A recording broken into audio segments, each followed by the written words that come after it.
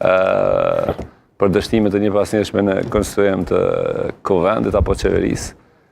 Lexova më herët ishte një shtet që kishte mbi 50 herë që kishte dështuar. 50 herë kështu dështime? Po. Në Evropë apo në ndonjë kontinent tjetër? Më duket që ka qenë Belgjika, mos gaboj.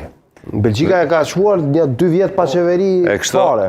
Edhe na jemi shumë afër, ne tash jemi në vendin e dytë edhe kemi mundësi më dalë në vendin e parë.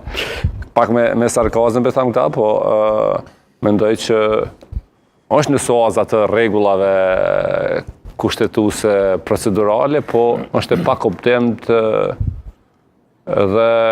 është në dëm të interesit të vendit.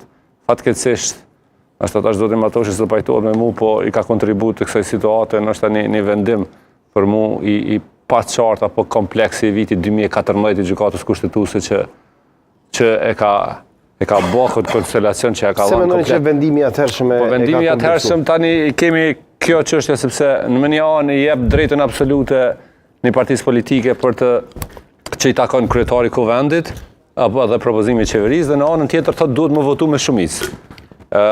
Duhet më qenë një ana ja tjetra. S'bën të dyjat. I kemi për shembull në Greqi që ka sistem pak a shumë si të njëjtë.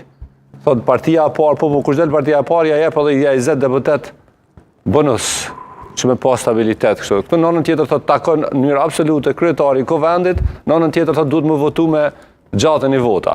Njëjtë ka qenë të mandatimi i deputetëve. Duhet verifikimi i mandatit deputet bëhet nga KQZ-ja është procedural, duhet më votu nga gjatën e vet. E kjo e krijon sepse s'në ishte deputet më votu, e krijon këtë kolizion, këtë paqartësi, shtoja faktin këto që ne jemi të prirur mi keq përdor ato hapësirat, zbrastirat juridike, qofshin kushtetuese apo ligjore, dhe po na vjen në vazhdimsi, po na vjen në kësi situata kompleksitetet që po e stagnojnë vendin. Mendoj që kur kush po fol për zgjidhje afatgjate të këtyre nyjeve procedurale. Na kemi është shumë e rëndësishme sepse edhe Shqipëria e ka Gjykata kushtetuese është një institucion jo vetëm juridik, por e ka në vete në përbrendësi edhe politikën, juridiko-politik. Dhe gjykata kushtetuese tani nëse flasim për një demokraci, një sistem që bazamentin e ka në kushtetutë. Ama kushtem që kjo gabim nëse jemi mësu të pritë gjykata kushtetuese, s'ka nevojë me pritë gjykata kushtetuese.